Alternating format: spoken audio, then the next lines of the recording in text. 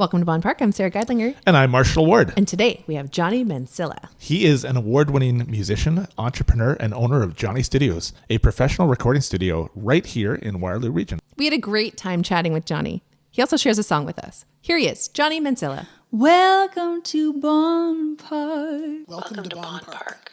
Welcome to Bonn Park. Welcome to Bonn Park. Welcome to Bonn Park.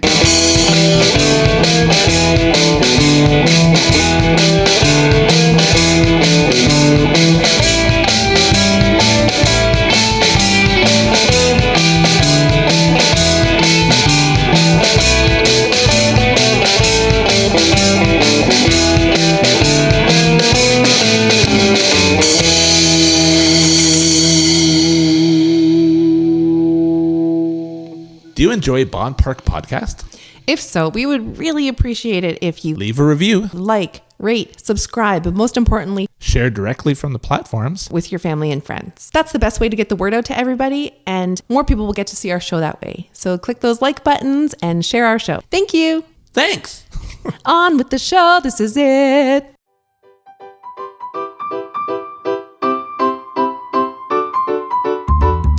Bonn Park is supported by the St. Jacobs Farmers Market. The market is a community landmark of more than a half century and is the largest year-round farmers market in Canada. Whatever you crave, you'll find it there. There's country classics like fresh apple fritters, cinnamon rolls, and Oktoberfest sausage on a bun, and new favorites like corn-wrapped vegan tamales, Greek gyros, and blooming onions. With almost 300 food and artisan vendors on site, there's something for everyone, and it makes for a great day trip with family or friends. Stay up to date on hours and events by following the St. Jacobs Farmers Market on Facebook, Instagram, or at stjacobsmarket.com. And here's a word from Summer. I love going to the market with my family. There's so much to see and do. I love trying all the different foods, and it's a great tradition for our family. Hello, I'm Jony M, and this is my song, I Can't Say I Love You. I hope you guys enjoy.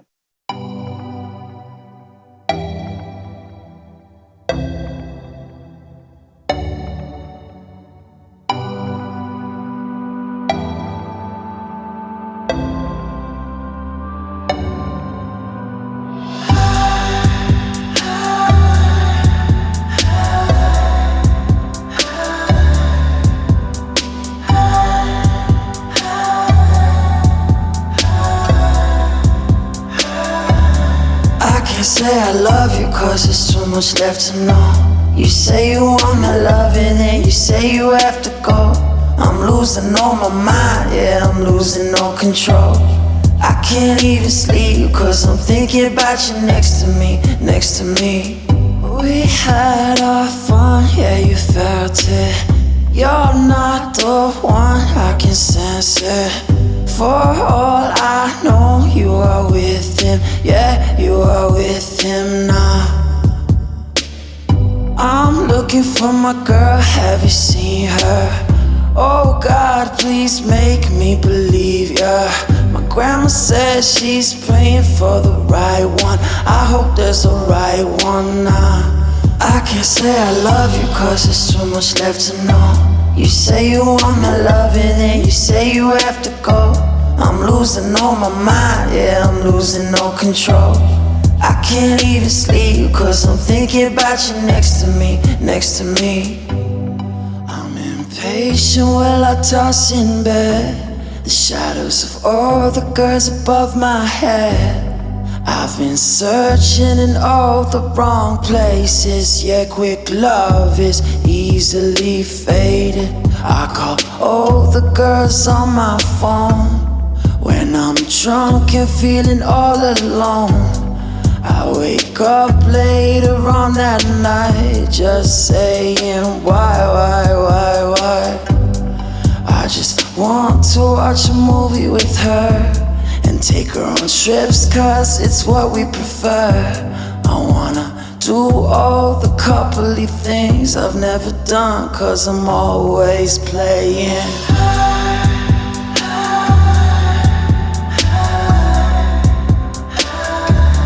I can't say I love you cause there's too much left to know. You say you want my love and then you say you have to go.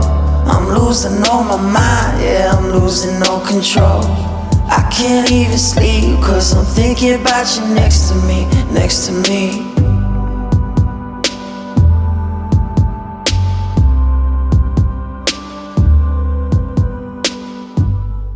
So Jony Mansilla, thank you so much for joining us today. Hello, it's great to be here. I just want to go through very quickly what you do. So you are a recording artist, you are a musician, mainly piano, some guitar. Is that right? Mainly guitar, some piano. I've been watching Yes. the wrong videos then. And then you also have a recording studio, which actually won the Reader's Choice Award for the #1 recording studio in town, right? Yes, that is correct. Congratulations for that. That's awesome. Thank you. I run a recording studio called Jony Studios, but it all started out when I started getting into music. And the funny thing is, the way I got into music was actually by accident. When I was really young, I want to say around 13, 14, I started messing around with stop motion animation. So I would grab my webcam and I would do a little doodle, and then I would do the same thing again. And then the software on my computer would make it run in a certain speed. Then from there, I kind of learned more about animation, and then I wanted to do a cartoon about a band, and the band was going to be called Center Rush. But then I realized I don't know anything about music, and that's how I started to learn the guitar on my own using YouTube videos. And I was like, but as soon as I started actually diving deep into music, I realized okay, I don't even want to do animation at all. And that's kind of how it went into that phase. From there, it was just, I ended up starting a band in middle school and all throughout high school. And then I started working on my own stuff. And when I was around 15, that's when I got my first audio interface for my birthday. And I started recording myself, friends, family, strangers, anyone for free. It got to a point where I started getting good enough at the production, mixing, and mastering side of things that people started reaching out via my Instagram and different social media networks. Oh, did you master this? Did you mix this? Did you record this? When I told them it was all me, they would say oh, I'll actually pay you to do it for my song. And that's when the light bulb went out. And I was like, you know what? I could actually turn this into a business. So I did go to Conestoga College, but I ended up, it was originally going to be a 4-year international business degree. I didn't want to wait that long. So I pushed it down to a 2-year marketing diploma just to get it over with and get it finished.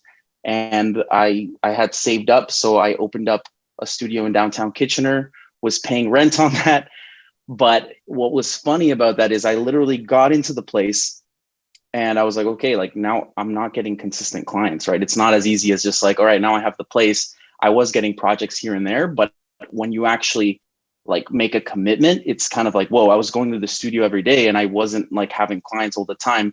So I literally had to start Ubering on the side to kind of break even. And then anytime I would get a gig, I would because the good thing about Uber is you can just stop. I would go and do the session and keep Ubering and until I got even more experience. And now we've expanded to not just musicians. We do podcast production, we do audiobook production, we do video production, marketing. So it's grown into more services that we can add value to our clients. But that's kind of I try to summarize it the best way I could, but it's a long story. Yes. Jony, how does a college marketing program work? We're talking about a field that is constantly changing and changing quickly. So what does that even look like? It's very interesting because the first year I did international business, and then the one course I really loved was marketing because you had to do presentations or create a marketing plan for a store. So create something where it's how can you make something go viral, or how can you sell something? How can you get your brand known? And to me, all the audio stuff, I learned that I take courses and did that all kind of self-taught. But I realized if I wanted to turn anything into a business, marketing is the most important thing.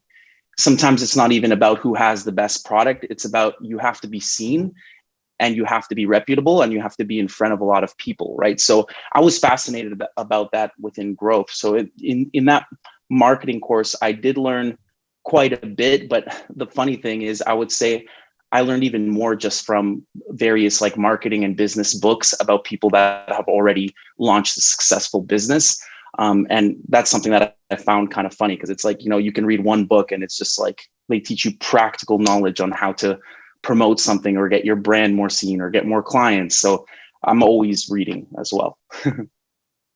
And with some of your videos, it's very clear that you have a really great vision as to how you want to brand yourself. How early on in your music did you realize this is what I want to look like? This is what I want to sound like. These are the kind of videos I want to make, because it's incredibly cohesive. Oh, thank you. It's quite funny. I remember when I did, I think one of my first music videos, or one music video where it was a song that I thought was actually like really good, and I was starting to get really good feedback. I was like, okay, how do I want to do this? Like, do I want to have some sort of image or anything like that? And I remember I had gone to Winners, I think, and I had gone with a few friends, and I saw these glasses, and I was like, there were like ladies' glasses, and I was like, okay, like let's just pick this out. And then I just went with it, right? So anytime I kind of performed one of my own songs, I went with like, when I put these glasses on, I'm someone different. And then I move kind of funny. Like I don't know how to dance. So I was just like, I'm just going to own that I don't know how to dance, and I'll just move my body, and whatever comes out, comes out. And it's kind of funny, you know? And that's what I've noticed in the feedback. People are like, oh, like the song is so catchy, but it's also entertaining because it's kind of like a funny, weird persona. And again, it's just me being like funky, just doing whatever feels natural. And all the people in my music videos like have become really good friends, which is great. And a lot of the times it was just cold outreach. So I would message someone through Instagram DM, and since my following had grown, they would be like, oh, of course I want to do a music video with you, you know? And it's just super fun projects. I've taken a bit of a break on that to focus on growing the business the past few years. But yeah, to answer your question, I guess it's just kind of whatever comes to me, whatever feels right in the moment. Like I work good under pressure. So if I'm like, I need to release a video, I'll just kind of piece it together anyway I know how. And I was going to say, it's so evident too that you completely commit to the character in those videos.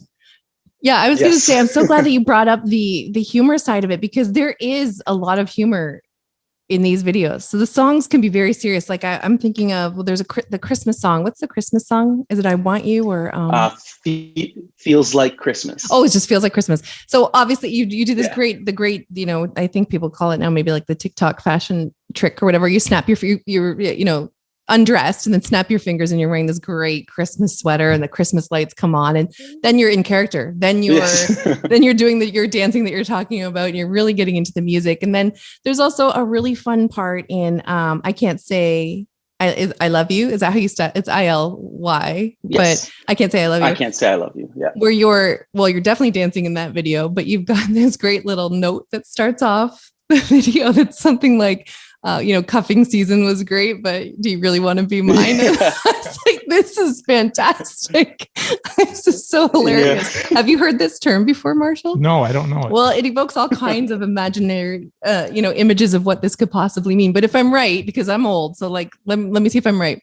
Cuffing season refers to like pairing up with someone or dating seriously over the winter months, so that you don't have to like be alone in the dredges of winter. 100%. Yes. I thought this was so cute. And already I'm laughing, and then the song starts, and then you get to dancing. And I think you're in University of Waterloo in this video. Yes, all over University of Waterloo and that area. Very recognizable building, lots of recognizable hallways and the exterior. But I love that it starts off so hilarious like that. And you're just like, I'm not taking this too seriously. Come with me on this ride, right? Yes, and a lot of inspiration too was because I was very single during those times. You know, it was almost my like player phase where I was just figure things out and trying to be more confident and going out a lot and trying to meet new girls and that type of thing. But it was funny because it was not like that period of my life was not fulfilling in that side of things, because I realized like after every hookup or something like that, I just felt a bit empty, and it was just like, you know what, I've always just wanted a girlfriend, right? And now I'm happy, like I have a girlfriend for like the past 2 years, and we're doing amazing, and like I feel really great where I'm at. But I think with those music videos, it was like I was just taking that inspiration of like the angst of like wanting a relationship so bad but enjoying being single, and just mixing all those emotions. So a lot of the times I would write music like the day after going out to party, and like I was at a club, and then I was a bit hungover the next morning, and having like that post depression where you're just kind of like, and then you're like, I wish I had someone to share this with, or sometimes I don't feel like going out at nights and I wish I could just go and take a trip for the weekend. And so, yeah, it's kind of funny looking back at those videos for sure. That dating scene, I don't really have any idea. Both Sarah and I have been with our spouses for like decades, right? Yeah. But for our whole lives. That's amazing. Along with when I see it, I guess back before COVID, I'd be in bars and you can tell when people are on a first date or whatnot, right? It's fun to watch. It's fun, but it looks like there's so much space for pain, and kind of awkwardness and disappointment and rejection. And it's just, I'm so thankful that that's really wasn't ever a part of my life. And I hope it never is, How do you reflect on that time? Yeah, definitely a lot of rejection. It's a bittersweet time. I think it's a time I had to go through personally, because it was weird. Like I had a really good best friend that he found his girlfriend in high school. They got married. Like he already has a kid. He was the first one to buy a house. And then I was almost like the fun friend that was just like trying to cling onto the university scene as much as I could. And I wanted that university experience, right? But in the back of my head, I always really wanted just like a partner and to, it's amazing, right? Like being comfortable and growing within your love for each other. But I would say looking back, it's bittersweet because there's some things that were amazing. There were some people I met that was super fun, or friendships I've made that was super fun.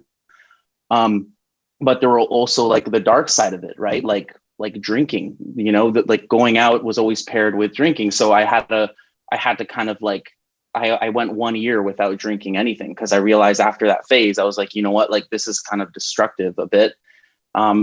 So I kind of stopped that. But yeah, I look back at it that it was very fast paced and I don't know, a lot of rejection. But what I did learn from it was how to be confident. After a while of getting rejected and learning how to play it off and not be affected by it, and knowing how to read social cues and knowing how to be like, are you comfortable? Okay, no worries. Like being socially aware has helped me, I would say, in business as well, not just with girls, but with all types of entrepreneurs and people. And I think that's something that was great from it. So I would say there was pluses and minuses for sure to the whole experience, but it was definitely fast paced and intense. And if you've been with this girlfriend for 2 years and that's been through COVID, then this is built to last for sure, because that's hard on anybody, right? 100%. And yeah, we've been living. So we were together for 2 years, but we've been living for a year and a bit, but it was right through COVID. Mm-hmm. So yeah, 100%. And it's been great. I would say she's like my first real girlfriend, because in the past, like in middle school, I had kind of like, like the childhood love girlfriend. But besides that, it was all just kind of discovering myself and going through that wild party phase. So I'm happy to be out of that, I bet. I have to interrupt our line of questioning here and ask you about the artwork behind you. Those are acoustic panels. So they're made by GIK Acoustics. Yeah. And they just help kind of control the sound. Because you can hear the echo in my kitchen. This is our very high-end studio right here in our kitchen. This is where we make the podcast right here. Okay. Yeah. So like they're made to look like artwork. Like they look beautiful. I've only ever seen big, black, ugly, padded acoustic panels, right? Yeah. These have diffusers in them as well. So it's cool. They're just kind of like sound wave lines. I knew I didn't want to just get like big blocky acoustic panels. I wanted to make it look like pretty nice. So it looks when great I saw them, here. I was like, all right, I gotta invest in these. I've been telling Marshall for a while that we need to do something about this for Zoom. We've been doing it for a year though. So it's like, if we're not doing it now, we probably never will. Yeah. Well, I like Sarah's house a lot. So thanks, Marshall. It's cool. I like it's personal. I feel like I'm sitting down at the table with you guys. Well, now you can really see we're totally a homegrown, homemade operation over here. There's nothing fancy going on over here. We just we make our little show and try to make it the best that we can. But let's get a little geeky about recording. So now that I know that these are acoustic panels, and sorry, I was talking over you. Who did you say they're by? Who made them? GIK Acoustics. GIK. Okay. They're really well known. They make all different types of panels and diffusers and all that good stuff. Yeah, it looks great. So let's geek out a little bit about recording and about what it is that you do. So I'm imagining, so the kids are outside, I can hear them.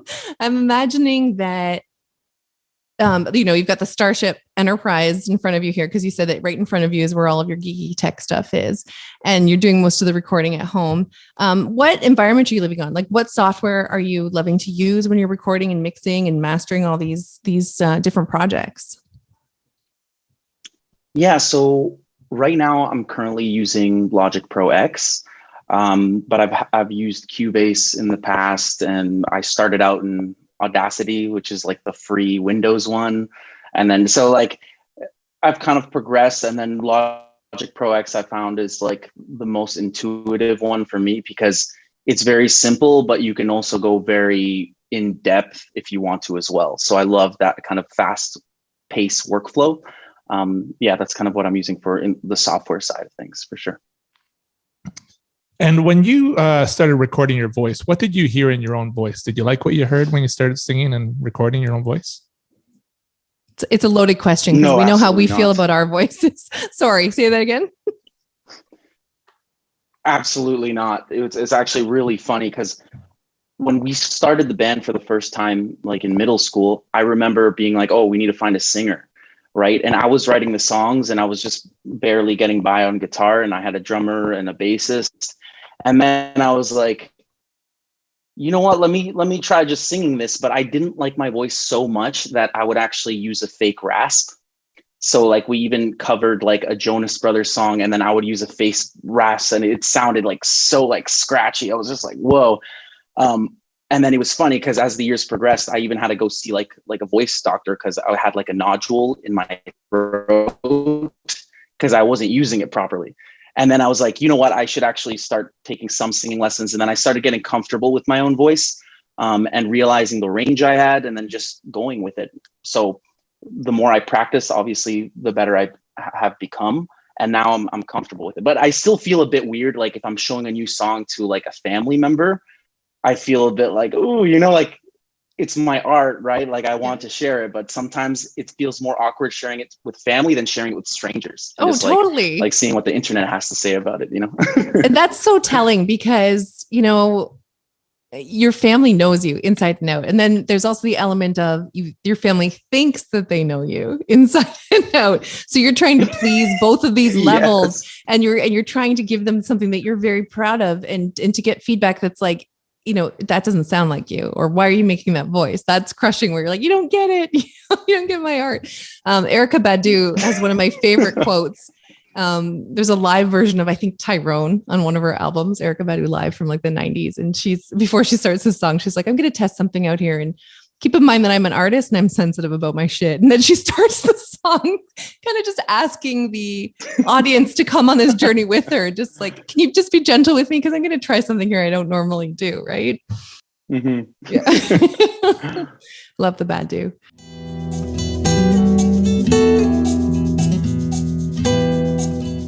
Marshall, let's take a moment to hear from this week's sponsor, the St. Jacobs Farmers Market. La Abuela. They make the best Mexican street food. You can find them in the main market building, Peddler's Village, and in the summertime outside. Hello, good morning. My name is Gerardo Borbolla. I am from Mexico.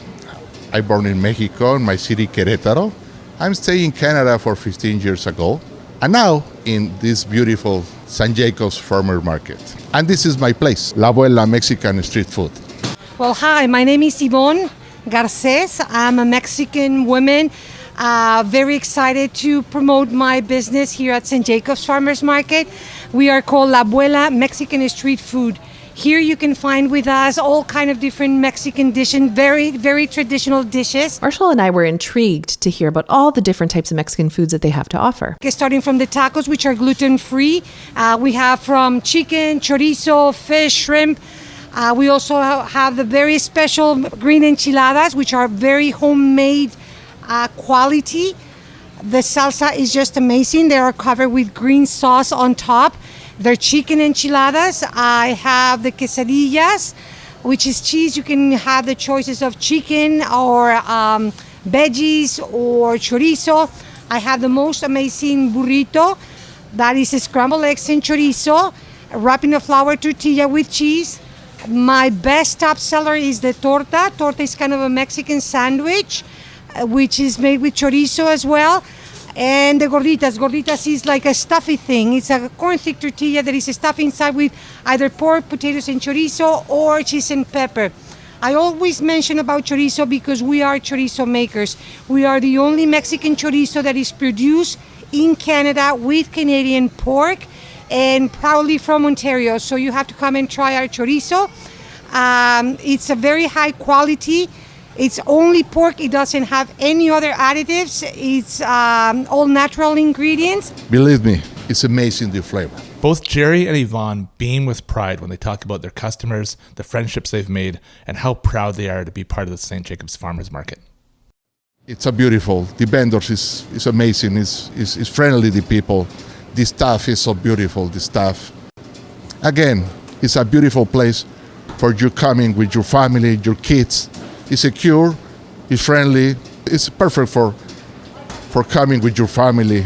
I'm here and I'm waiting for you. Come and visit me. La Abuela, Mexican street food, the real taste for Mexico. Thank you so much. So don't forget to visit La Abuela for some great Mexican street food in the main market building, Peddler's Village, and in the summertime, outdoors. Ole!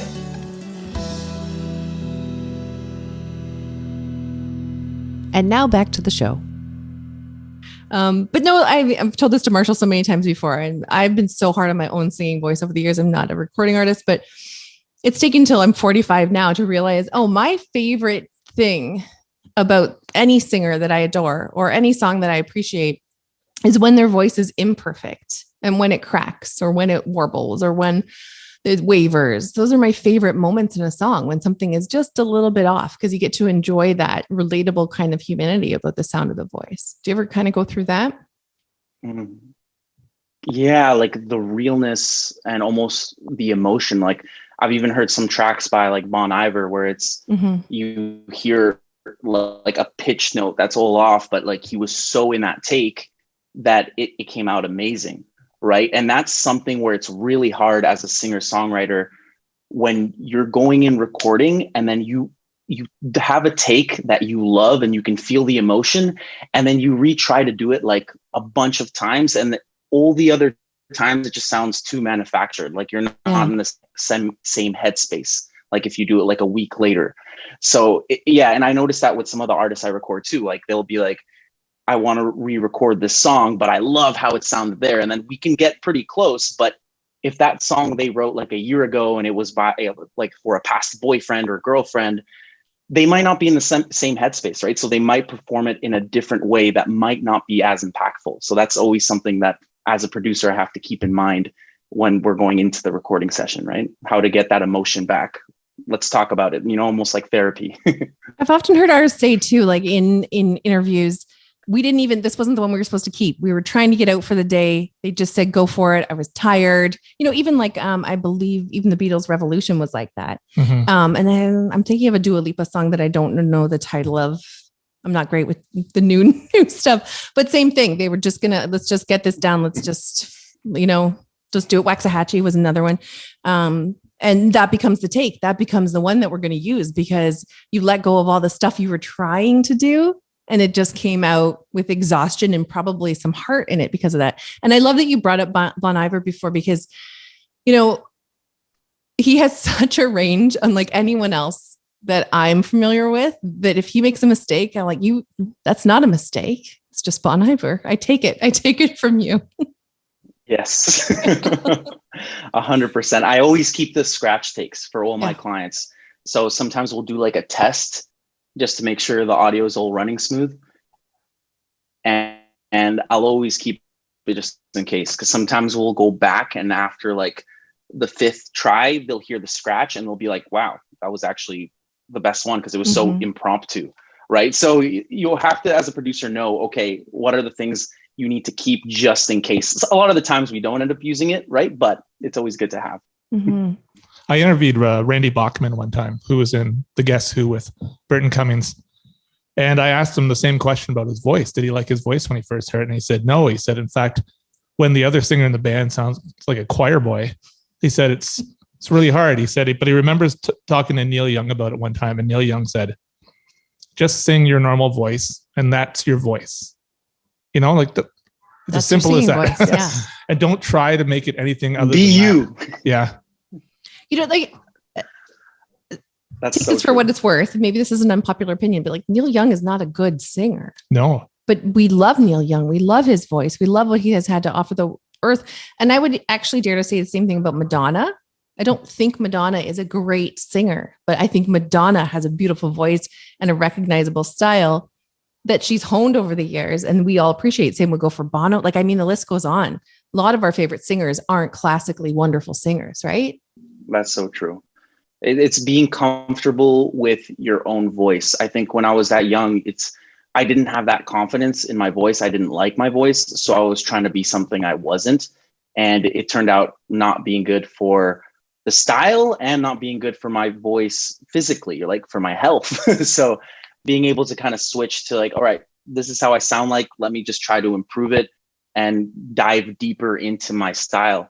One thing that's funny, when I was starting to learn about recording and get more into it as an artist as well, I decided to create and write and produce and sing and record a song in different genres. So I wrote a song in country, I did a rap song, I did a hip hop song, I did a pop song, because I wanted to be able to service my clients to the best of my ability. And I realized if I need to record a hip hop song, I need to know how to do it myself. So that was another strange realization too, is that no matter what genre I did, there was always like my own style in it. So people could still recognize whether it was the country or something completely different. They could tell it was me. And the more I started kind of experimenting, you slowly carve out your own path. And then you would start getting comments like, for example, I would do an indie rock song.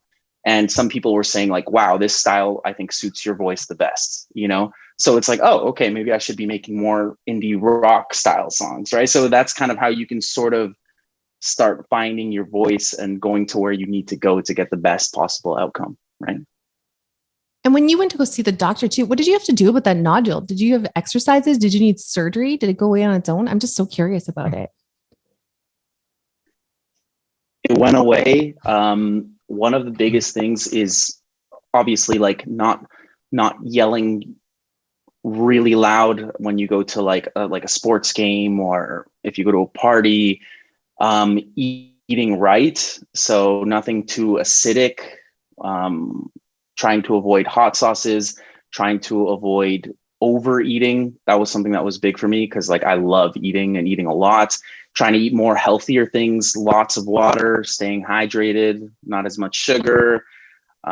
So it was like a lifestyle change I had to commit to, but it actually ended up making me healthier overall. And then luckily also singing properly. So I actually went to a voice therapist in Stratford. I forget her name, but she was incredible. And she had worked with some of the people from the Stratford plays there. So I learned a few exercises that I always kept with me. And anytime I would sing, I would have to warm up. And I was the worst for that, because I always, when inspiration strikes, I just want to pick up my guitar and write the song, right? So I had to kind of learn to compromise with myself. And now I'm at a place where it fully disappeared, luckily. And also it could have been since I was younger. When you're a lot younger, your health is more forgiving, right? So luckily I stopped singing like that. And even just doing that helped my voice a lot. That's good. I was just so interested in the nodule. Yeah, that happens to my husband every time he goes to like a sporting event or a party or something. You know, when people used to do that concert, he loses his voice for like 4 days. Yeah. Yeah. Hey, It's easy to do. when I listen to the radio these days, two voices that really stand out for me, and this is interesting because I just heard a remix of the Weeknd song "Save Your Tears," and it has Ariana Grande on it, and it got me thinking about how those are two pretty incredible voices that are out there right now. And I think about how what it must have been like when somebody hears the song "Save Your Tears" for the very first time. Like I imagine a producer hears that and goes, we're gonna make a lot of money with this one, right? Do you feel like you have a good sense of that kind of thing where you hear a song for the first time and you go, no, there's other songs. I remember some Billie Eilish songs I heard for the first time and I thought, this doesn't sound like a radio song, but then it grows on you and you realize, oh, this is brilliant, right? But there are some, like when you hear "Save Your Tears" for the first time, you go, oh my gosh, right? 100%. I think you definitely pick up some things of like what will resonate. One of the biggest things for me is my gut instinct. So if I'm recording someone and I hear something that's unique that I haven't heard before, but it's really catchy and you're just like, wow, this is incredible. Also, sometimes it has to do with how good the song is. Like there's sometimes where I'll be singing one of my clients' songs just in the shower and it's like, okay, that stuck with me. That's great. The funniest thing though is it's hard to always fully tell what's going to be a hit because sometimes what you think, like, so if I'm looking as a producer sense, you can usually tell, but as an artist, it's very hard for myself with your own music. The songs that have gotten the most views for myself, for example, are sometimes the ones that I didn't think were the greatest. So that goes to that saying, like, always put out the songs that you're even not sure about, because that might be what the world resonates with the most. And that's the craziest thing. And there's so many stories of different popular musicians where they released a song that they were not going to release, just one of their friends forced them to or something. And that's the one that made them famous, right? So that's another piece of advice. Like sometimes, yeah. I'm sorry, because there's a lag and I got excited to talk to you about something. That's the BC Boys with Cookie Puss. They were just like, this is a joke and this is going to be like funny for us and our friends. And that's what put them on the map. 100%. See, so there's a bunch of stories like that. So that's it. It's important to realize that what you think is the best might not be the best. And a song that you happen naturally, you don't really like as much, still put it out there. Right. And that goes to that saying that like Gary Vaynerchuk always talks about, always be releasing content. Right. And that's my advice to a lot of musicians is like, don't stay focused on releasing the perfect single with the perfect tone and putting all your eggs in that one basket. Keep releasing different types of things, keep releasing your art, and do it as much and as frequently as you can with the highest quality possible. And before you know it, you'll start seeing what resonates with your audience, right? Something I heard that just fascinated me the other day. They were talking about Jim Steinman, the songwriter, who wrote a lot of songs for Meatloaf and that classic record, Bat Out of Hell. He said, the person on the radio talked about how the song "It's All Coming Back to Me Now," which is a famous Celine Dion song, how Meatloaf had heard that and said, I want that. Like, that's my song, right? And if you know the music of Meatloaf and you know the music of Celine Dion, you realize, wow, that song would have been a massive hit, regardless of which artist recorded that. And it got me thinking about how, I guess there are just songs out there, just songs that are written, that end up in one performer's lap or another. But I think they probably would have been a huge song regardless of who they went to, don't you think? Yes, it definitely could. Again, delivery is very important too. And what's weird about music is the way it's produced can make the song completely different. So there could be like an acoustic artist you love that they released it very raw, very with emotion, with just an acoustic guitar and like minimal effects. That same song could have been produced like an EDM track or more of a pop track, and it could sound completely different. And maybe it would have flopped, maybe it still would have been successful, but not as successful. So that's something too, where it goes down to the musician. It's like, what style have they found to be the most authentic to themselves, right? Like what type and style of content do they want to put out in terms of their music? Good point. I think that's why we love so much, or maybe me personally, why I love so much when someone takes a highly produced song with lots of ambient sound, lots of elements, and strips it down and turns it into an acoustic version. And one of my favorite examples of that was you remember Jose Gonzalez's song Heartbeats? That's a very famous song. Everybody loves it. All of us are moved by it. There's a lot of moving parts in the guitar. I've tried it a couple times. I don't think I'll ever be able to play that one. But that's a cover of Swedish band The Knife song Heartbeats, which is highly produced, lots of push and pull, lots of loud sounds. And they're both equally moving. But it's one of those examples where they're two totally different pieces of art. And it's just that interpretation of how it's created. That's so true. And that's where it comes down to when I'm working with a client, I have to see their vision. Like, how do you want this song to sound? And there's been times where I might not be the best fit for them. I'll tell them that because I want them to have the best product possible. And if, for example, if someone comes to me and they have a song and they want it to be like heavy metal, like screaming, I'll be like, I might not be the best producer for you. You know, there's this other person that might be great in town and go with them, but I don't want to do a disservice to your song because I'm more in like the pop area or the indie rock area. And I kind of know what can resonate from there. So it's just having awareness for sure. What's that community like in town? Like during COVID, of course, we're all making our community like this, right? On screens. But we've found the podcasting community to be incredibly open, and there's a lot of camaraderie. A lot of people are willing to share secrets, and we'll openly share anything that we're learning to some of our peers in podcasting. A lot of questions go back and forth, and everyone just seems very uplifting. What's the word I'm looking for? Yeah, well, I think of it kind of like it's like the craft breweries. Yes. There's a real camaraderie in the way they they don't feel threatened by each other. They just kind of just not even competitive really. It's more like, if we all do good here, then we'll all benefit, right? Yeah. Yes, like collaborative. Yes. Mm-hmm. And what's that community like for recording studios?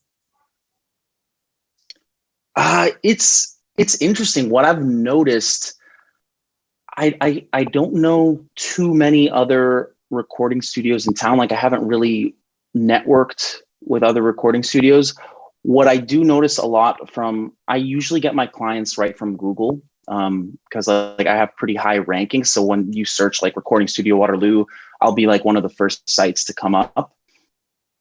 The one piece of advice I could give to other studios is it's important to be responsive. The number one complaint I get, especially at the beginning where I wasn't ranking as well on Google, is they said, oh, like we reached out to a studio in this city, but they never got back to us, or they got back to us in a week. And that's something that as a creative, it's very easy to do, but that's where kind of like my marketing skills and also my customer service skills, I have this guarantee where it's like, okay, if you send me an email within 24 hours, it's going to be answered, right? And I try to do it even sooner if I can. And again, it's just being there, realizing you're here to add value and help. So any potential client, I want to treat them amazing, right? Because I remember I knew what it was like when I was young, calling up studios, and I couldn't afford any of the rates. And there's always the one studio that stands out where they're treating you like a decent human being, like you have the budget regardless. And that's what creates raving fans, right? So even if someone can't afford my rates, I'm going to treat them amazing. I'll give them advice. We have hundreds of blogs on the website on how to do different things within music production, within recording, within podcasting and audiobooks. And we can send them articles on how to learn how to do it themselves. And again, I'm working on an online course where I'm going to teach people on how to produce and how to do the exact thing I did step by step, with action plans, with templates, with everything. So that's kind of in my line of vision in the future, to be able to kind of transfer all this knowledge so people that are in love with this industry can make money doing it as I've been able to, right?